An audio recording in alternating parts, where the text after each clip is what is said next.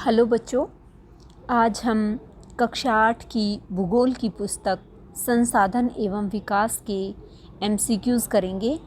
सबसे पहले हम पाठ 4 कृषि के एमसीक्यूज़ करते हैं। इसमें सबसे पहले प्रश्न नंबर 1 है, एग्रीकल्चर किन दो शब्दों से मिलकर बना है? एग्री जमा कल्चर। एगर या एग्री अर्थात मृदा और कल्चर अर्थात कृषि करना। प्रश्न 2, पौधों से उत्पाद तक कितने प्रकार की आर्थिक क्रियाएं हैं? 3 प्रकार की, प्राथमिक, द्वितीयक और तृतीयक। प्रश्न 3, प्राथमिक क्रियाओं के उदाहरण बताएं। कृषि, मत्स्यन, संग्रहण। अब प्रश्न ये भी हो सकता है कि कृषि कौन सी क्रिया का उदाहरण है, तो हम कहेंगे प्राथमिक, या मत्स्यन किस क्रिया का उदाहरण है, तो प्राथमिक। अगला प्रश्न है, द्वितीय क्रियाओं के उदाहरण लिखो। इस्पात विनिर्माण, कपड़ा बुनना, डबल रोटी पकाना। तृतीय क्रियाओं के उदाहरण कौन कौन से हैं? यातायात यानी परिवहन, व्यापार, बैंकिंग, बीमा, विज्ञापन। ये सभी किसके उदाहरण हैं? तृतीय क्रियाओं के। आगे जो है ये है कि कल्चर में कौन कौन सी चीज़ें मिलाकर किस चीज़ की खेती से संबंधित शब्द बनता है। एग्री जमा कल्चर, एग्रीकल्चर, जिसमें खेती करना, पशुपालन करना और कला आदि आते हैं। फिर है सेरी जमा कल्चर, सेरीकल्चर, रेशम के कीट पालना। पीसी जमा कल्चर, पीसीकल्चर, मत्स्य पालना। विटी जमा कल्चर, विटीकल्चर, अंगूरों की खेती से संबंधित है ये। हार्टी जमा कल्चर, हार्टिकल्चर, ये उद्यान कृषि से संबंधित है, जिसमें सब्जी, फूल और फल ये उगाए जाते हैं। प्रश्न 7 है, विश्व में कितने प्रतिशत लोग कृषि कार्यों में शामिल हैं? 50%। प्रश्न 8, कृषि कितने प्रकार से की जाती है? 2, निर्वाह कृषि और वाणिज्यिक कृषि। आगे प्रश्न 9 है, कृषि, जैसे ऊपर हमने प्रश्न 8 में बताया कि 2 प्रकार की है, निर्वाह कृषि और वाणिज्यिक कृषि। फिर निर्वाह कृषि आगे 2 पार्ट्स में है, यानी आगे 2 भाग हैं, गहन निर्वाह कृषि और आदिम निर्वाह कृषि। उसके बाद जो आदिम निर्वाह कृषि है उसके भी आगे 2 भाग हैं, एक है स्थानांतरित कृषि और दूसरी है चलवासी पशुचारण। जो वाणिज्यिक कृषि है उसमें क्या क्या आते हैं? अनाज कृषि, मिश्रित कृषि, रोपण कृषि। आगे है प्रश्न 10, स्थानांतरित कृषि को और किस रूप में जाना जाता है? कर्तन एवं दहन। प्रश्न 11, रोपण कृषि के उदाहरण लिखो। चाय, कहवा, काजू, रबड़, केला, कपास।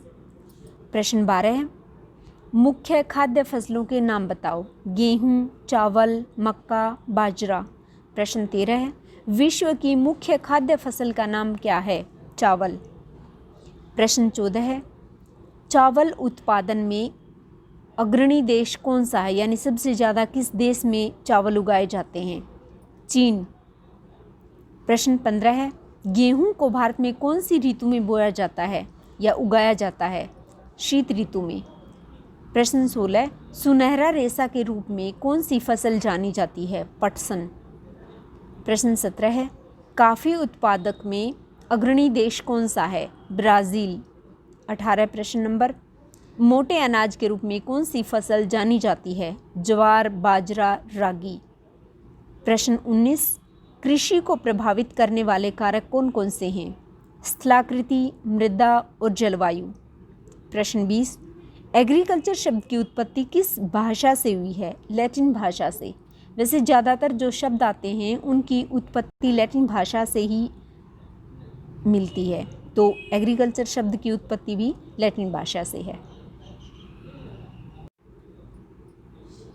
आगे ये चार्ट के रूप में फसल वो किस तापमान में उगती हैं, वर्षा उनको कितनी चाहिए, मिट्टी कैसी चाहिए, कहाँ के लोगों का आहार है वो फसल, और इसमें अग्रणी देश कौन सा है, इन सब का एक चार्ट बनाया गया है। जैसे मैं चावल की बात करूं तो इसमें उच्च तापमान की ज़रूरत है, अधिक आर्द्रता चाहिए और मिट्टी कैसी चाहिए, चीका युक्त जलोढ़ मिट्टी। और कहाँ के लोग खाते हैं, उष्णकटिबंधीय और उपोष्णकटिबंधीय प्रदेश, और अग्रणी देश चीन है। गेहूं की अगर बात करें तो इसे मध्यम तापमान चाहिए और अधिक वर्षा, दोमट मृदा और तेज धूप कटाई के समय गेहूं को। आगे मिलेट है, मिलेट में बताया था कि ज्वार, बाजरा और रागी आते हैं। इनमें कैसा तापमान चाहिए, उच्च से मध्यम तापमान चाहिए और कम वर्षा चाहिए, और मिट्टी कैसी चाहिए, बलुई मिट्टी या कम उपजाऊ, लेकिन सूर्य की रोशनी यानी सूर्य का प्रकाश जरूरी है। आगे है मक्का, इसके लिए तापमान मध्यम चाहिए और वर्षा इसके लिए ज़्यादा नहीं चाहिए। मक्का के लिए उपजाऊ मृदा सुअपवाहित, और ये भारत, उत्तर अमेरिका, ब्राज़ील इत्यादि में उगाया जाता है।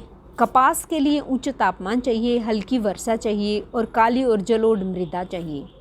पटसन, जिसे सुनहरा रेशा कहते हैं, उसके लिए उच्च तापमान चाहिए, भारी वर्षा और आर्द्र जलवायु तथा जलोढ़ रेशा। कॉफ़ी के लिए गर्म और आर्द्र जलवायु चाहिए, पर्वतीय ढाल जो है मिट्टी चाहिए, और ये ब्राज़ील में सबसे ज़्यादा उगाई जाती है। और जो चाय है, पेय फसल, उसके लिए ठंडी जलवायु चाहिए, उच्च वर्षा और दोमट मृदा यानी मंद ढाल वाली चाहिए।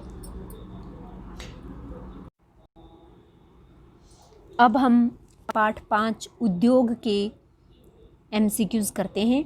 सबसे पहला प्रश्न है, उद्योग का संबंध किस गतिविधि से है? उत्तर है आर्थिक गतिविधि से। प्रश्न 2, उद्योगों का वर्गीकरण किस आधार पर किया जाता है? कच्चा माल, आकार एवं स्वामित्व के आधार पर। प्रश्न 3, आकार के आधार पर उद्योगों को कौन से 2 भागों में बांटते हैं? लघु आकार के उद्योग और वृहद आकार के उद्योग। कच्चे माल के आधार पर उद्योग कौन कौन से हैं? कृषि आधारित, खनिज आधारित, समुद्र आधारित, वन आधारित। प्रश्न 5, स्वामित्व के आधार पर उद्योग कौन कौन से हैं? निजी क्षेत्र, राज्य स्वामित्व अथवा सार्वजनिक क्षेत्र, संयुक्त क्षेत्र, सहकारी क्षेत्र। प्रश्न 6 है, उद्योग की अवस्थिति को प्रभावित करने वाले कारक कौन कौन से हैं? कच्चे माल की उपलब्धता, भूमि, जल, श्रम, शक्ति, पूंजी, परिवहन, बाजार। प्रश्न 7, औद्योगिक तंत्र में क्या क्या शामिल है? निवेश, प्रक्रम और निर्गत। निवेश में क्या शामिल है? कच्चा माल, श्रम एवं भूमि की लागत, जल की उपलब्धता, परिवहन और विद्युत। कच्चे माल को परिष्कृत माल में परिवर्तित करना किसके अंतर्गत आता है? प्रक्रम के अंतर्गत। अगला प्रश्न है प्रश्न 10, निर्गत क्या है? अंतिम उत्पाद। अब तक की सबसे त्रासदीपूर्ण औद्योगिक घटना कब व कहाँ हुई? 3 दिसंबर 1984 में भोपाल में, जिसको भोपाल औद्योगिक दुर्घटना के नाम से जाना जाता है। प्रश्न 12 है कि भोपाल के यूनियन कार्बाइड के कारखाने से कौन सी गैस का रिसाव हुआ? मिथाइल आइसोसाइनेट यानी MIC। प्रश्न 13 है, उभरते हुए उद्योग अन्य किस नाम से जाने जाते हैं? सनराइज उद्योग। प्रश्न 14, सनराइज उद्योग यानी उभरते हुए उद्योग में कौन कौन से उद्योग आते हैं, यानी कौन कौन से उद्योगों को हम सनराइज उद्योग कहेंगे? सूचना प्रौद्योगिकी, स्वास्थ्य लाभ, सरकार, ज्ञान से संबंधी उद्योग। 15 प्रश्न है, कौन से उद्योगों को प्राथमिक उद्योग कहते हैं? खनिज आधारित उद्योग। प्रश्न 16, संयुक्त क्षेत्रों के उद्योगों का स्वामित्व एवं संचालन किसके द्वारा होता है? राज्यों तथा व्यक्तियों का समूह के द्वारा। प्रश्न 17, लोहा इस्पात उद्योग में कच्चे माल के रूप में क्या क्या चीज़ प्रयुक्त होती हैं? लौह अयस्क, कोयला, चूना पत्थर। आगे एक सूची दे रखी है, इसमें एक तरफ इस्पात उद्योग केंद्र हैं और दूसरी तरफ वो किस राज्य में स्थित हैं। जैसे जमशेदपुर और बोकारो झारखंड में, भद्रावती विजयनगर कर्नाटक में, सलेम तमिलनाडु में, विशाखापट्टनम आंध्र प्रदेश में।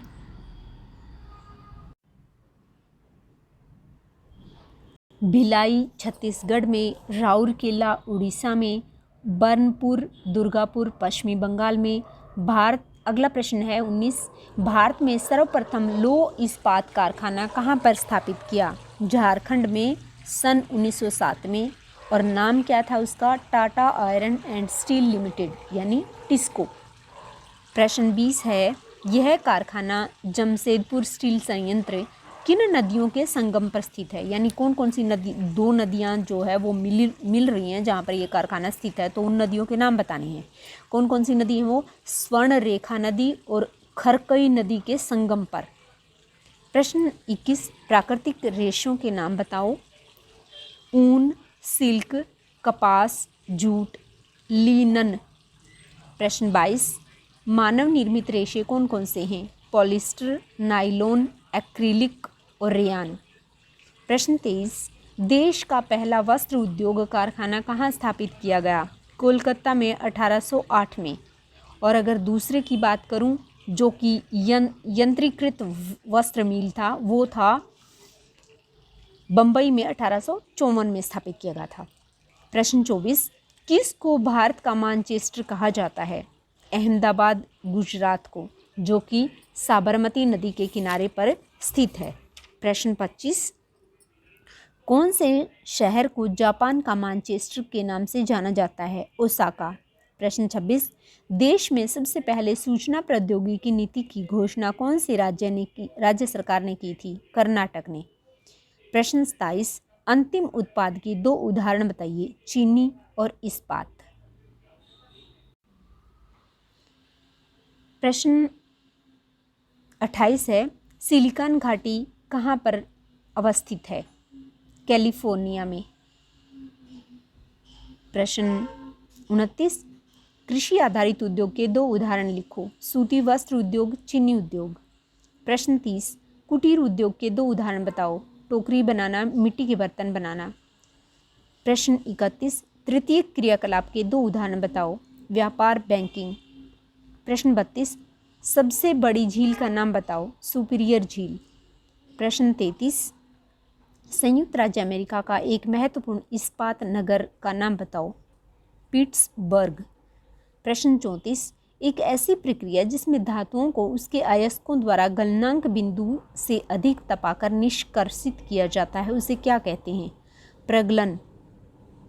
ये पाठ 5 पूरा हुआ। अब हम पाठ 6 मानव संसाधन के MCQs करते हैं, जिसमें पहला प्रश्न है, किसी देश या राष्ट्र के सबसे बड़े संसाधन कौन होते हैं? उस देश में रहने वाले लोग या व्यक्ति या मनुष्य या मानव। प्रश्न 2 है, जनसंख्या वितरण को प्रभावित करने वाले कारक कौन से हैं? स्थलाकृति, खनिज, मृदा, सांस्कृतिक कारक, सामाजिक कारक। प्रश्न 3, जनसंख्या वृद्धि दर का क्या अर्थ है या प्राकृतिक वृद्धि दर का क्या अर्थ है? किसी देश में जन्म दर व मृत्यु दर के बीच का अंतर। प्रश्न 4, मानव संसाधन मंत्रालय का निर्माण कब हुआ? 1985। प्रश्न 5, वर्ष 2011 की जनगणना के अनुसार हरियाणा राज्य की कुल जनसंख्या कितनी है? 2,53,53,081। प्रश्न 6, विश्व में कितने अरब लोग रहते हैं? 6.6 अरब लोग। प्रश्न 7, विश्व जनसंख्या का वितरण समान है या असमान? असमान। प्रश्न 8, विश्व की कुल जनसंख्या के लगभग 3/4 लोग कौन से 2 महाद्वीपों में रहते हैं? ये हैं एशिया और अफ्रीका। अगला प्रश्न है, विश्व की सर्वाधिक जनसंख्या वाला देश कौन सा है? चीन। यानी सबसे ज़्यादा जनसंख्या कहाँ है? चीन में। और दूसरे नंबर पर, यह अगला प्रश्न है, जनसंख्या की दृष्टि से भारत का विश्व में कौन सा स्थान है? दूसरा। यानी विश्व में भारत जो है दूसरे नंबर पर है जनसंख्या की दृष्टि से, और पहले नंबर पर है चीन। प्रश्न 11 है, पृथ्वी पृष्ठ के एक इकाई क्षेत्र में रहने वाले लोगों की संख्या क्या कहलाती है? जनसंख्या घनत्व। प्रश्न 12, संपूर्ण विश्व का औसत जनसंख्या घनत्व कितने व्यक्ति प्रति वर्ग किलोमीटर है? 51 व्यक्ति प्रति वर्ग किलोमीटर। और अगर भारत की बात करें तो अगला प्रश्न है, भारत की जनसंख्या का औसत घनत्व कितना है? 382 व्यक्ति प्रति वर्ग किलोमीटर। प्रश्न 14, सबसे अधिक जनसंख्या घनत्व कहाँ है? दक्षिण मध्य एशिया। प्रश्न 15, वे 3 मुख्य कारक कौन से हैं? वे 3 मुख्य कारक कौन से हैं जिनसे जनसंख्या में परिवर्तन होता है? जन्म, मृत्यु और प्रवास। प्रश्न 16, सन 1804 में विश्व की जनसंख्या कितनी थी? 1 अरब। प्रश्न 17, 1990 में विश्व की जनसंख्या कितनी हो गई? 6 अरब। 18वां प्रश्न है, जनसंख्या पिरामिड क्या है? जनसंख्या का आयु लिंग संगठन का आलेखीय निरूपण। प्रश्न 19, जनसंख्या पिरामिड में 15 वर्ष से नीचे के बच्चों की संख्या कौन से भाग में दिखाई जाती है? निचले भाग में। अगला प्रश्न है, जनसंख्या पिरामिड में ऊपर का आकार यानी ऊपर का भाग किस संख्या को दिखाता है, यानी किन लोगों की संख्या को दिखाता है? ये है वृद्ध लोगों की यानी 65 वर्ष से अधिक तथा मृतकों की। 21वां प्रश्न है, केन्या का पिरामिड कैसा है? आधार पर चौड़ा यानी नीचे से चौड़ा और ऊपर तीव्रता से संकरा यानी पतला। ये दिखा रखा है मैंने बनाकर। प्रश्न 22 है, भारत का पिरामिड कैसा है? चूंकि भारत में छोटे बच्चों की में मृत्यु दर कम है, वे प्रौढ़ावस्था तक जीवित रहते हैं, इसलिए ये जो पिरामिड है भारत का, ये मैंने दिखा रखा है इसमें ब्लू कलर में। प्रश्न 23 है, कम जन्म दर वाले जापान जैसे देशों का पिरामिड कैसा है? संकरा। जनसंख्या पिरामिड का अन्य नाम क्या है? आयु लिंग पिरामिड। प्रश्न 25 में ये 2-4 डेफिनेशंस दे रखी हैं, जैसे आप्रवास क्या होता है? जब व्यक्ति नए देश में जाता है या जिसने उस देश की नागरिकता प्राप्त कर ली। और उत्प्रवास जब व्यक्ति एक देश को छोड़ता है। प्रवास क्या होता है? किसी क्षेत्र विशेष में लोगों के आने को प्रवास कहते हैं, यानी रहते विदेश में हैं और वहाँ के नागरिक नहीं हैं। जनसंख्या वृद्धि क्या होती है? मृत्यु दर से जन्म दर का अधिक होना। जन्म दर क्या होता है? प्रति 1000 व्यक्तियों पर जीवित जन्मों की संख्या। मृत्यु दर प्रति 1000 व्यक्तियों पर मृतकों की संख्या। ये पाठ हमारा पूरा हुआ और इस तरह से भूगोल के सभी पाठों के MCQs पूरे हुए।